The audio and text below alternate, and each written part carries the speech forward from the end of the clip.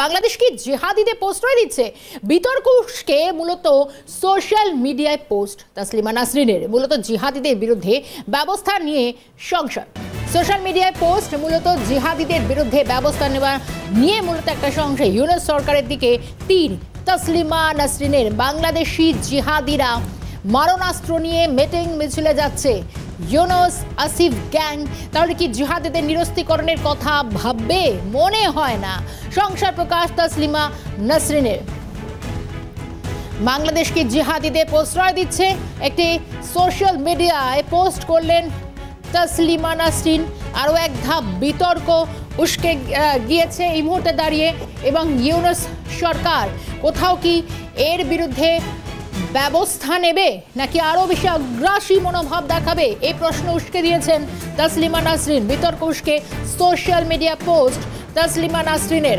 মনে হয় না কোনো পদক্ষেপ নেওয়া হবে, এমনটা অন্তত নিজেই সংশয় প্রকাশ করেছেন তাসলিমা নাসরিন।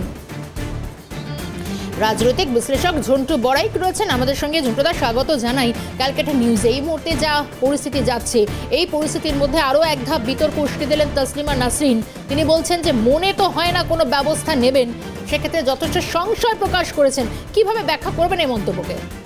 দেখুন, তাসলিমা নাসরিন বরাবরই মৌলবাদ বিরোধী একটি উদার মনস্ক একজন লেখক, প্রগতিশীল মানুষ।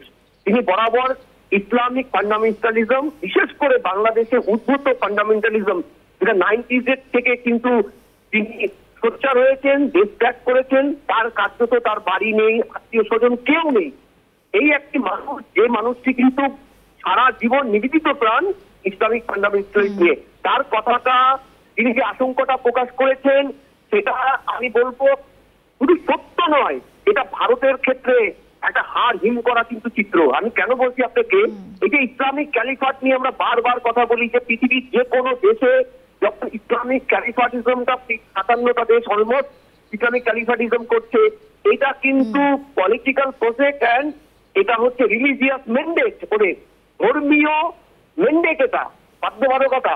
এটা কিন্তু ওরা করার অঙ্গ হিসেবেই সম্প্রতি বাংলাদেশকে টার্গেট করেছে। এই বাংলাদেশে যে মৌলবাদী উত্থান, 174 জন, আমরা বারবার বলছি 174 জন জঙ্গি শুধু নয়, 5ই অগস্ট 2024 থেকে এখনো পর্যন্ত অলমোস্ট 3000 কুখ্যাত আন্তর্জাতিক জঙ্গিকে তারা ছেড়েছে। এরা কেউই সোনার বাংলা গঠন করতে ওরা ছাড়েনি।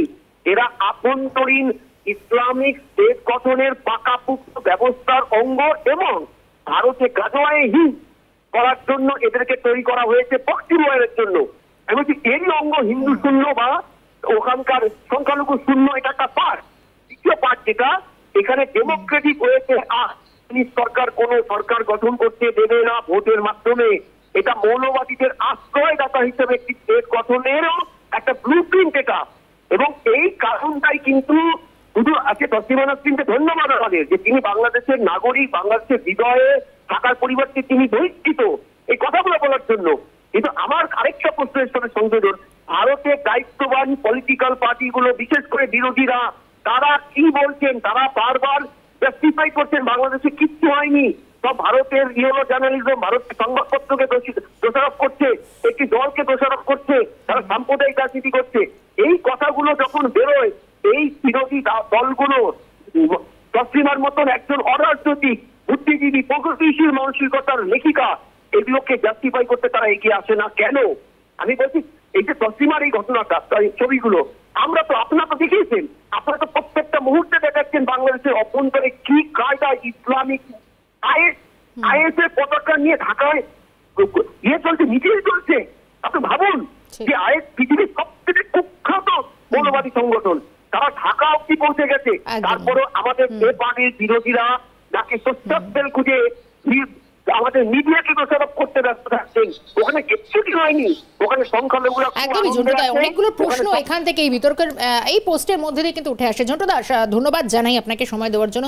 রাজনৈতিক বিশ্লেষক ঝন্টু বড়াইক ছিলেন আমাদের সঙ্গে। এই মুহূর্তে দাঁড়িয়ে আমাদের সঙ্গে শিক্ষাবিদ অচিন্ত বিশ্বাস রয়েছেন আমাদের সঙ্গে।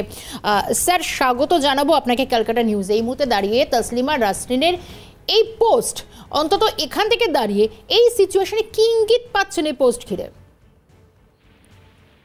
হ্যাঁ, বলুন। তাসলিমা নাসরিনের এই পোস্ট কি ইঙ্গিত পাচ্ছেন? হ্যাঁ, সবই শুনেছি। আমি বলছি আওয়াজটা খুব কম আসছে। আমার আওয়াজ কি ঠিক মতো যাচ্ছে? একদম যাচ্ছে স্যার, বলুন। ঠিক মতো গেছে? একদম, বলুন। আচ্ছা, তাহলে আমি বলছি। তাসলিমা নাসরিন বাংলাদেশ থেকে বিতাড়িত বুদ্ধিজীবী। তিনি ভারতেও এসেছেন, তবে পশ্চিমবঙ্গে ভালো মতো স্থান পাননি বামপন্থীদের বদান্যতায়। এর জন্য তসলিমা নাসরিনের কাছে প্রথমেই দুঃখ প্রকাশ করা উচিত আমার তরফ থেকে। সেটা করে আমি বলি, উনি যা বলেছেন একেবারে সঠিক কথা বলেছেন, যে কোনো অবস্থাতেই ইসলামিক মৌলবাদ কিংবা অন্য কোনো মৌলবাদ যদি কোথাও কিছু থেকে থাকে, বিশেষ করে খ্রিস্টান মৌলবাদ কখনো কখনো মাথা চাড়া দেয়, বা ইসরায়েলের ভূমিকাকে মৌলবাদী বলে কেউ কেউ ব্যাখ্যা করবার চেষ্টা করেন, এর থেকে এদের অস্ত্র ছাড়া এদের ভাষা খুব অস্পষ্ট হয়ে যায়। অর্থাৎ এরা যা বলতে চান সেইটার সঙ্গে তাদের একটা গাজোয়ারি থাকে। তারা বলেন আমাদের কথা, আমার কথা মেনে নাও, না হলে তোমার মাথা কেটে দাও। এই যে জায়গাটা, এই জায়গাটা ভারতবর্ষে, ভারতীয় উপমহাদেশে ইসলামিক মৌলবাদের মধ্যে দিয়ে বেশি বেশি করে প্রত্যক্ষ হচ্ছে। বাংলাদেশে তার একটা কি বলবো, জীবন্ত নাটক আমরা দেখছি। বাংলাদেশে যেটা ঘটছে সেটাতে তারা কিন্তু হিন্দুদের কোনো অপশন দিচ্ছে না। যদি নো বিফ লেখো তাহলে তোমার হোটেল বন্ধ করে দেবো। অর্থাৎ তুমি বিফ বিক্রি করতে বাধ্য। আমার কথা এই, আমার কথা না শুনলে আমার হাতে লাঠি আছে, বন্দুক আছে, গুলি আছে, গ্রেনেড আছে। এই যে ব্যাপারটা তারা করছে, এর মধ্যে দিয়ে তারা মনুষ্যত্বের অপমান করছে, গণতন্ত্রের অপমান করছে, মানবিকতার অপমান করছে এবং মানুষকে মানুষ হিসেবে দেখছে না। একদমই একদমই। ধন্যবাদ জানাবো স্যার সময় দেওয়ার জন্য। অন্যদিকে আমাদের সঙ্গে শিক্ষাবিদ পবিত্র সরকারও রয়েছেন টেলিফোন লাইনে। স্যার, স্বাগত জানাই আপনাকে ক্যালকাটা নিউজে। একদম বাংলাদেশের সামগ্রিক এই পরিস্থিতির মধ্যে তাসলিমা নাসরিনের এই পোস্ট অন্তত নতুন করে অনেকগুলো প্রশ্ন জন্ম দিল। কেনই বা করলেন তিনি এতটা সংশয় প্রকাশ? তসলিমার এই পোস্টটা আমি দেখিনি, কারণ আমি কলকাতা থেকে দূরে আছি। আচ্ছা। কিন্তু তসলিমা তো প্রথম থেকেই বাংলাদেশের এই যে প্রশাসন তার সম্বন্ধে সন্দেহ প্রকাশ করে আসছে, এবং তসলিমা মৌলবাদ বিরোধী। মৌলবাদের কারণেই তসলিমাকে নানান রকম হেনস্থা হতে হয়েছে, দেশ ছাড়তে হয়েছে। শেখ হাসিনার আমলেও তাকে সুরক্ষা দেওয়া সম্ভব হয়নি। পশ্চিমবাংলার বামফ্রন্ট সরকারও তাকে সুরক্ষা দিতে পারেনি, কারণ এরকম ভোটের দায় এমনই দায়। ফলে তসলিমা এই কথাগুলো বলবে, এটা তো প্রত্যাশা করাই যায়। তসলিমার একার লড়াই সে চালাচ্ছে। আমি মনে করি তসলিমার কথাগুলোর মধ্যে সঙ্গতি আছে। স্যার, কোথাও এই জায়গায় দাঁড়িয়ে এই যে জিহাদিদের, কারণ বাংলাদেশের অন্তরের মধ্যে, কারণ বাংলাদেশ একেবারে চারপাশ দিক ঘিরে রয়েছে, তবু তাদের এই আস্ফালন বন্ধ হচ্ছে না। এই পরিস্থিতির মধ্যে নতুন করে বিতর্ক পরিস্থিতি কোথাও কি মনে হচ্ছে যে আরো একটু বিগড়ে যেতে পারে? ভালোবাসে এবং বিতর্কটা শোনা দরকার, কেন তোলে সেটা শোনা দরকার। তসলিমাকে সবাই সমর্থন নাও করতে পারে, কিন্তু কি বিতর্ক চলে সেটা মন দিয়ে শোনা দরকার বলে আমার মনে হয়। বেশ, অনেক ধন্যবাদ জানাবো স্যার সময় দেওয়ার জন্য। শিক্ষাবিদ পবিত্র সরকার ছিলেন আমাদের সঙ্গে টেলিফোন লাইনে। আর একবার জানাই আপনাদেরকে, বাংলাদেশ কি জিহাদিদের প্রশ্রয় দিচ্ছে? এই প্রশ্ন বিতর্ক উস্কে দিয়েছেন তাসলিমা নাসরিন। তিনি একটি পোস্ট করেছেন সামগ্রিক বর্তমানে বাংলাদেশের যা পরিস্থিতি, ইতিমধ্যে দাঁড়িয়ে ঘরে বাইরে বিপর্যস্ত বাংলাদেশ, তারপরও ভারত বিদ্বেষী মনোভাব, একের পর এক আস্ফালন, যেখানে রাশ টানা যাচ্ছে না, এবং সেখানে একের পর এক কট্টরপন্থী মৌলবাদীদের তীব্র সমালোচনা। কোথাও কি জিহাদিদের প্রশ্রয় দিচ্ছে ইউনূস সরকার? একেবারে সরাসরি কাজ গড়ায় ইউনূস প্রশাসনকেই। যদিও তিনি এও সংশয় প্রকাশ করেছেন, এই পরিস্থিতির মধ্যে আদতে ইউনূস সরকার কোনো ব্যবস্থা নেবে বলে অন্তত মনে হয় না। এই প্রশ্নটাও তিনি তুলে দিয়েছেন, এই প্রশ্নটাও তিনি ছুড়ে দিয়েছেন। তাসলিমা নাসরিন বিশিষ্ট লেখিকা, এবং বাংলাদেশের উদ্ভূত পরিস্থিতি এবং সেখানে আরও এক ধাপ এগিয়ে তিনি অনেকগুলো প্রশ্নের জন্ম দিলেন তার এই পোস্টের মাধ্যমে। কোথাও কি বাংলাদেশ জিহাদিদের প্রশ্রয় দিচ্ছে? কারণ সেটা যদি হয়েও থাকে তাহলে তার ফল মারাত্মক হতে চলেছে।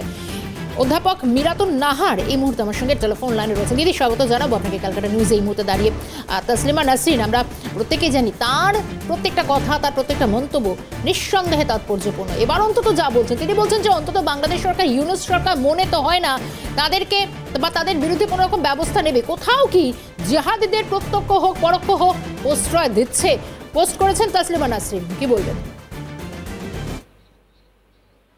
তসলিমা নাসরিনের মন্তব্য নিয়ে মন্তব্য করার মতন মানসিকতা আমার নেই। আমি একজন নিখাদ ভারত প্রেমিক মানুষ, দেশপ্রেমিক মানুষ, নিজের দেশে থাকি। আমি চাই, একান্তভাবে চাই, দুই প্রতিবেশী রাষ্ট্রে, দুই প্রতিবেশী দেশে কোনো গোঁড়ামি ধর্মাচ্ছন্ন মানুষরা যেন আধিপত্য না করতে পারে। প্রতিবেশী দেশে যদি হয় সত্যি গোড়া ধর্মাচ্ছন্ন মৌলবাদী, যাদের বলা হয় শুদ্ধ ভাষায়, তারা যদি রক্তপাত হিংসার পরিবেশ দেশে তৈরি করে, যারা বাংলাদেশ গঠন করেছিল পূর্ব পাকিস্তান ভেঙে টুকরো করে, যারা বাংলাদেশ গঠন করেছিল তারা বাঙালি না হয়ে বাঙালির কথা না ভেবে যদি বিশেষ ধর্মের কথা ভেবে আচ্ছন্ন হয়ে থাকে এবং দেশে অন্ধকার নামিয়ে আনে, সেটা যেমন নিন্দার যোগ্য, এই ধরনের ধর্মাচ্ছন্নতা আমাদের দেশেও যেন ছড়িয়ে না পড়ে, এই আশঙ্কা আমার মনে দানা বাঁধে। অথবা আমি সমস্ত গোঁড়ামির বিরুদ্ধে যে দেশেই ঘটুক, সে প্রতিবেশী দেশে, আমার দেশে কোথাও যেন না ঘটে। প্রথমত মানুষ মানুষ, দ্বিতীয়ত মানুষ তার ধর্মবিশ্বাসে, একান্ত ধর্মবিশ্বাসে বাঁচে, সেটা তার ধর্মবিশ্বাস একান্ত করে রাখুক, সেটা যেন রাষ্ট্রকে আচ্ছন্ন না করে, কোনো দেশকে আচ্ছন্ন না করে। এটাই আমার বক্তব্য। ওনার মন্তব্যের উপরে মন্তব্য করার মতন পদে অভিষিক্ত মানুষ আমি নয়, তিনি বিশ্ববিখ্যাত মানুষ, আমি একজন সাধারণ। একদমই দিদি, অনেক ধন্যবাদ জানাই সময় দেওয়ার জন্য। অধ্যাপিকা মীরাতুন নাহার ছিলেন টেলিফোন লাইনে।